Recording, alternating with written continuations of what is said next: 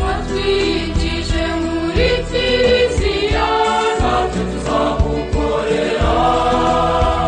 Amahoro bana b'Imana, nimuze tujye mu kiliziya Yezu dukize kuri wa kabiri tariki 16 Gashyantare 2021.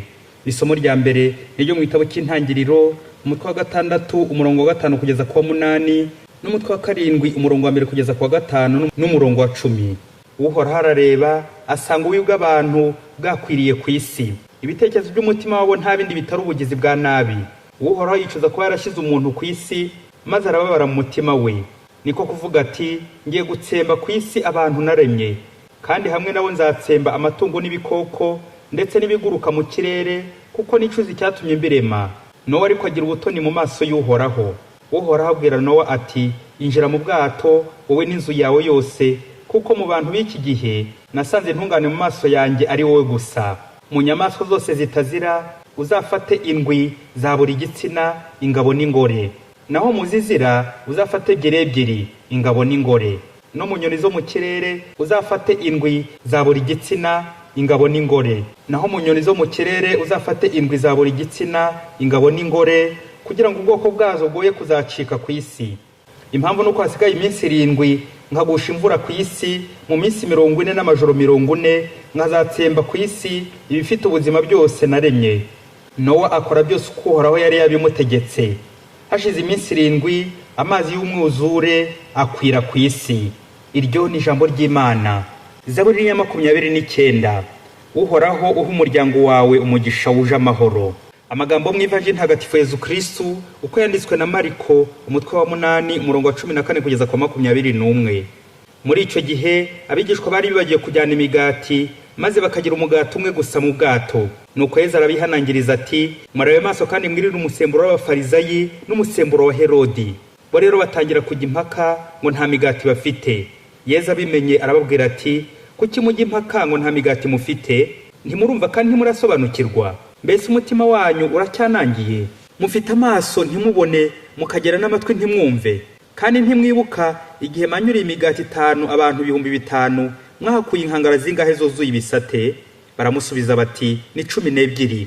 Arongera ati n'igihe manyuriye imigati 7 abantu 4,000 mwahakuye inkangara zingahe zuzuye ibisate? Baramusubiza bati ni 7. Nuko arababwira ati na nubu ntimurasobanukirwa? Iyo ni ivanjili ntagatifu. Bana b'Imana, Yezu Kristo akuzwe. Ngiye inzira y'umukiro, twinjire mu kiliziya ya Kristo maze dukire turokorwe. Amaherezo y'inzira ni mu nzu. Umuntu aherutse gutuka mugenzi we ashaka kumubwira ko ari umusazi ati uri ubwato. Undi arikiriza ati naba ntomboye mbaye ubwato, bityo nkajya nambutsa abantu. Mbega amahirwe ko naba ndi ubwato bwa Yezu, abana b'Imana bakambukiramo. Bavandimwe, muri aya masomo turazirikana ku kamaro k'ubwato. Ubwo abenshi bakunze kubuha inyito y'ikintu kigayitse, sens pejoratif, gisuzugurutse, nyamara Bibiliya iha ubwato inyito ya kiliziya, aho abantu baronkera umukiro, aho abantu binjira bagatungana, aho abandi binjira bakagirwa inama bakabaho. Dufite ingero z'amato 2 muri aya masomo, ubwato bwa Nowa n'ubwato bwa Yezu n'abigishwa be. Aya mato yombi agashushanya kiliziya 2, imwe igaragara ingoro materielle, n'indi itagaragara temple spirituelle, ingoro y'imbere umutima tugomba kwinjiramo, tukiyinjiramo ngo dukire. Mu isomo rya mbere harimo ubwato bwa Nowa. Imana yarabukoresheje igira ngo ikize abantu bayo, le petit reste, imponoke, abantu bakeya. Nyuma y'uko ikibi cyadutse kigatangira gucyaha cy'inkomoko cy'agasuzuguro ka Adamu na Eva, ibindi byaha byahise byisukiranya nk'ubwicanyi bwa Kayini n'ubundi bugome mu bantu. Rero Imana buri gihe yo umugambi wayo ntago ari wo kurimbura abantu, ahubwo ni wo kubakiza. Imana ikunda umunyacyaha ikanga icyaha. Ubu buryo igiye gukoresha Nowa bugamije gutwereka ya Mana iranura iki mu bantu no gushaka ubutungane bw'abantu, kandi bwatwereka ko umuntu ashobora kuba isoko cyangwa korama kw'ibindi biremwa. Uhoraho abwira Nowa ati injira mu bwato wowe n'inzu yawe yose, kuko mu bantu b'iki gihe nasanze intungane mu maso yanjye ari wowe gusa. Amen. Nowa rero Imana ikamwifashisha ngo byibuze igire abizarokoramo.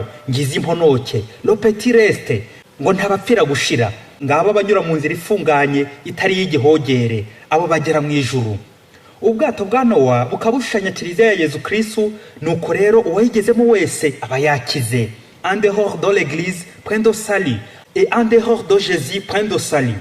utari muri kiliziya nta mukiro, utari muri Yezu nta buzima, nta mukiro. Rero kugira ngo urokorwe ukire utahe ijuru bisaba ubutungane, bisaba guharanira ubutungane buri munsi, kutava mu kiliziya, kutajya hanze ya kiliziya, icyo gihe urakira. Mu ivanjiri ho ubwato burakoreshwa na Yezu n'abigishwa be bambuka bagiye kwamamaza inkuru nziza, bagiye gukiza abantu. Ubwato bukaza kugira igisobanuro cya kiliziya y'imbere, umutima ugomba kurangwamo ukwemera, aho Yezu abwirira intumwa ze gusobanukirwa n'iby'Imana, dore ko kwemera gukiza. Bityo umutima nturangwamo uburyarya no kunangira, ubwo Yezu yakoresheje ijambo musemburo abigishwa be bagomba kwirinda. Muri uyu mutwe wa 8 w'ivanjiri ya Matayo, Yezu amaze kugaburira abantu imigati, hakurikiyeho ko abafarisayi bamwiyejejeho bakamusaba ikimenyetso ngo kivuye mu ijuru da. Yezu araburira abigishwa be kutigana abafarisayi. Bavandimwe, umusemburo ushobora kuba mwiza cyangwa mubi. Umusemburo mwiza ututumbisha umutima cyangwa umugati, bigatuma uryoha ukaba munini, naho umusemburo mubi ubishya umutima ukaba warura cyangwa gusharira kubora bitabuze. Yezu rero agashaka kuvuga ku buryarya bwa Herodi n'abafarisayi bo bishakira indonke batitaye ku mitima yabo bayobora, aho kubayobora ku Mana bakabayobya.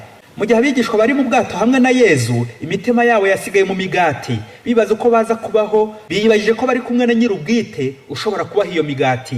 Bagize ukwemera guke no gushidikanya.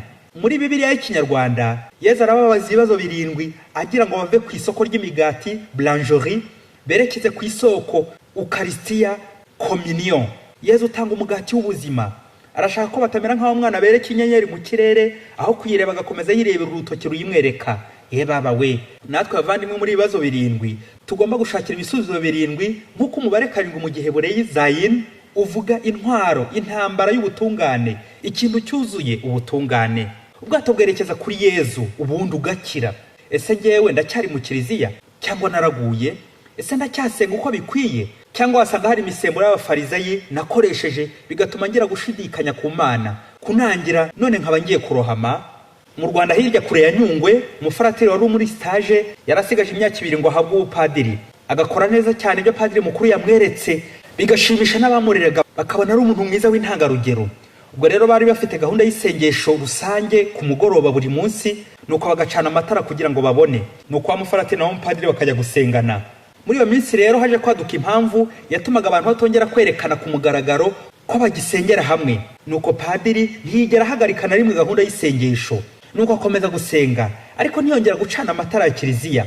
Wa museminari yarunguka ku mugoroba yabona muri chapelle hadacanye, dore ko ubusanzwe ibirahure vitro cathédrale biba bibonerana, nuko yabona hatabona akisubira kuryama.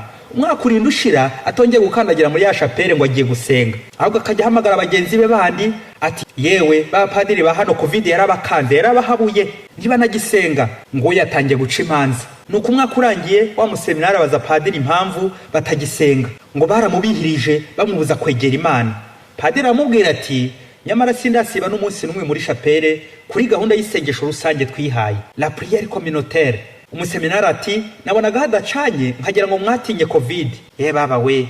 Nuko padiri aramusubiza ati, iyo utaramenyera ugifite ukwemera guke winjira mu kiliziya ugacana, ariko iyo umaze kugira ukwemera si ngombwa kongera gucana kuko umurikiwe na Yezu. Amen. Wa museminari isoni ziramubumba uburyo amaze umwaka wose adakandagira mu kiliziya. Nuko padiri aramubwira ati, utangiye ucyo utibwiriza gusenga ukiri mu irerero nk'uko, birumvikana ko numara kuba umurezi ntiwazonya no gukora ikimenyetso cy'umusaraba.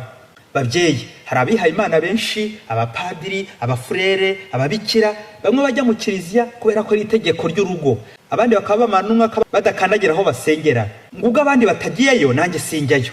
Baba we. Bavandimwe, abamenyereye kugenda mu bwato hari ubwo bwuzura amazi ukaba wanarohama yewe. Bisaba rero kuba maso no kugenda upakurura ayo mazi hato utaza kurohama. None se w'umuvandimwe wasanga ugiye kurohama kubera ubwato bwawe ugiye kurengwa n'amazi? Hari abantu bamwe bibaje ibibazo bati, ngubwo se covid nirangira kiliziya zizongera kuzura abantu koko? Muvandimwe, Imana ntabwo ishaka ingwiza murongo, banyamungiyo bigiye, abagendera ku bandi, abacumbagira mu kwemera, ahubwo ishimishwa na lopetirese, imponoke nka banowa. Ese ngewe muri iyi covid naba n'imponoke cyangwa nitwaje ko bavuze ko kiliziya zifunze ngo gusenga bivuyeho? Baba we, wasanga ni muri babahakanyi bemeza ko umuntu yabaho adasenga bigakunda. Kubaho yabaho ariko akabaho nabi. Gupfa umuntu ahagaze birashoboka. ese ngewe hari uburyo nahinduye bw'imisengere muri iki gihe cya covid? Bavandimwe, mu mateka yo gucungurwa kwa muntu niyo habagaho ibiza, ijyanwa bunyago, Imana yakoraga uko ishoboye kose ntihabure le petit reste d'Israël, imponoke bake basigara batunganiye Imana bagakomeza abandi. Rero kwirirwa ute gihe wibanda ku muntu n'abasigara mu kiziya mu nyuma ya covid, uko nukwemera guke gushidikanya. Igihe kirageze babyeyi ngo tuve mu gihururu, ubukristo bw'ikivunge. Burya n'abavuga ngo bafunze kiliziya ntukabatera ibuye, kuko na Kayifa yigeze ahanura ko ikiruta ari uko umwe yapfira imbaga ahanura ibya Yezu, kandi yari mu bamuciraga urubanza. Ko bavuga ngo kiliziya zirafunze ugacika intege mu kwemera, ntago ari byo, kuko kiliziya ubwayo ntawayifunga ngo ayishobore. Ni institution imano divine, ni y'abantu ariko ni y'Imana mbere ya byose, ni ya Yezu. Ahubwo n'uburyo bw'umwihariko nyine muri igihe cya covid bwo gusuzuma ubukristo bwanjye, koko niyo bitari kugendera mu kigare ku bandi, bityo nanjye nkaba najya mu basigara bake, nubwo abandi bazadohoka bagahakana muri covid na nyuma yayo. Wowe muvandimwe, ntuzave mu bwato bwa Yezu, ntunangire umutima. Ndasoreza ku magambo y'Ivanjili ya Yohani umutwe wa 4 murongo 23 no 24. Yezu yereka umugore wo kuri Samariya ingoro nyagomba gusengeramo, ko agomba kuva ku isoko y'amazi y'umugezi akerekeza kuri Yezu we soko y'ubuzima. Ati, igihe kiregereje ndetse ngiki cyageze, maze abasenga by'ukuri bakazasengana Imana umutima utaryarya, kuko abayisenga batyo ari b'Imana Data yikundira. Imana ni roho, bityo abayisenga bajya bayisenga by'ukuri bayobowe na Roho. Amen. Padiri Masumbuko Ladislas wa Diocese ya Cyangugu.